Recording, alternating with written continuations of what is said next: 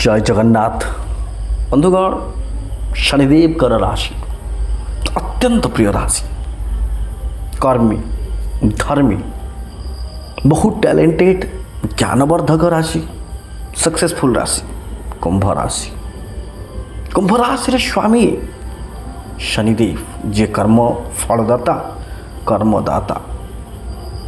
कुंभ राशि ज्ञान कथा कहले बहुत, कुंभ राशि चर्चा कथा कहले बहुत बहुत टैलेंटेड एवं बहुत सक्सेसफुल लोकंकर कुंभ राशि। आज आम आलोचना करवा एमती 2026 7:30 समय अंतिम समय आपणकर बहुत खराब खराब परिस्थिति, आपणकर अर्थ हानि, परिवार अलग प्रकार प्रॉब्लम, स्वास्थ्य हानि सब चलছে। किंतु बृहस्पति देवंकर गोचर होची जून 2 पर आपण सबुठू अत्यंत प्रकार भल समय आसुची। केमिति लॉजिकली कहबा आपणकर मे 12 पर बहुत ही खुशीर समय आसुची। कर्म रे आपण निपुण एवं आपण कर्म ए कार्य लगे। बृहस्पति आपणकर षष्ठ घर को जून 1 रे ट्रांजिट होचंती कर्कट राशि, जोटा विमल विपरीत राजयोग। बृहस्पति विपरीत राजयोग स्थापना करचंती। कौन हम से समय आपण मानकर आपणकर षष्ठ घर रोग, ऋण, शत्रु, चाकरी घर हूँ षष्ठ घर।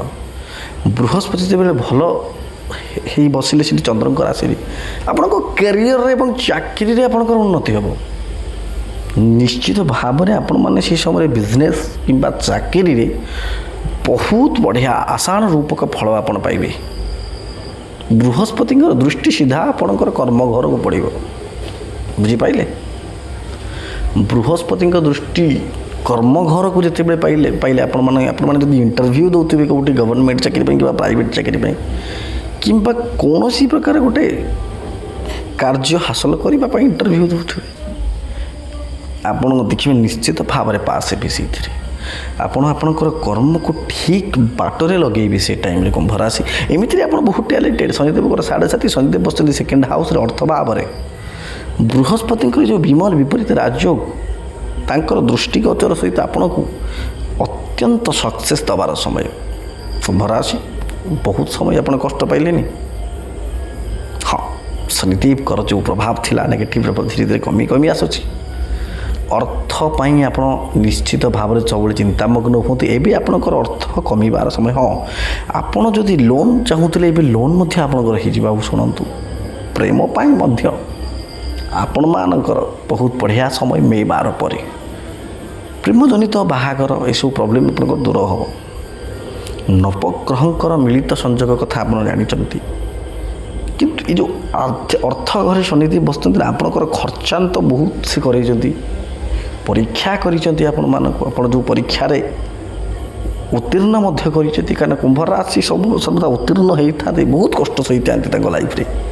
अन्यर अर्थ माने निजर अर्थ अन्य को से प्रदान कर दियंती। जदि कष्ट देखिले से भाया से अत्यंत बढ़िया राशि बहुत कष्ट सहिले कुंभ राशि। निश्चित भाव में कुंभ राशि लोक ज्ञानी राशि आपण बृहस्पति एक सुवर्ण सुजोग नहीं आसुचंती। बृहस्पति देव केवल नुह, बृहस्पति देव साथी आप राहु लग्न अच्छा। शनिदेव सेकेंड हाउस अच्छे। देखो आप जानते कुंभ राशि शनिदेव मूल त्रिकोण राशि। राहुंकर निज राशि कुंभ कहुए।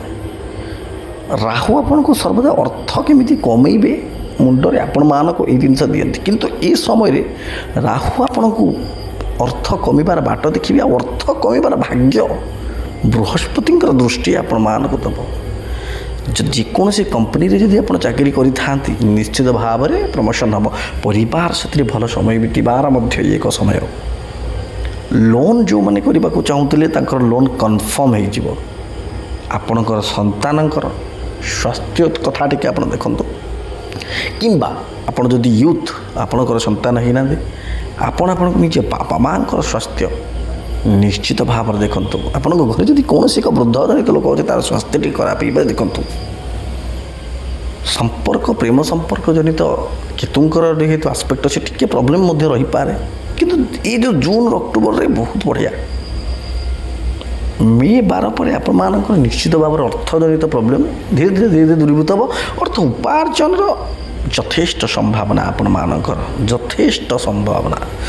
ବୃହସ୍ପତି ଚାକିରି କ୍ଷେତ୍ରରେ ବସିଲେ ଏବଂ ବିମଲ ବିପରୀତ ରାଜଯୋଗ ଦୃଷ୍ଟି କର୍ମ ଘରକୁ, ଚାକିରି ଆପଣଙ୍କର ନିଶ୍ଚିତ ଭାବେ ହେବାର 100% ଗ୍ୟାରେଣ୍ଟି। ଦେଖନ୍ତୁ କୁମ୍ଭ ରାଶି ବହୁତ କଷ୍ଟ ପାଇଲେନି, ଏବେ ଆଉ ନା, ଆପଣ କର୍ମ କରନ୍ତୁ, ଦେଖନ୍ତୁ ଆପଣଙ୍କର ଫଳ ଦ୍ୱିଗୁଣ ହେବାର ସମୟ ଏଇଟା। କୁମ୍ଭ ରାଶି ପ୍ରିୟ ରାଶି, କୁମ୍ଭ ରାଶି ଶନିଦେବଙ୍କର ରାଶି।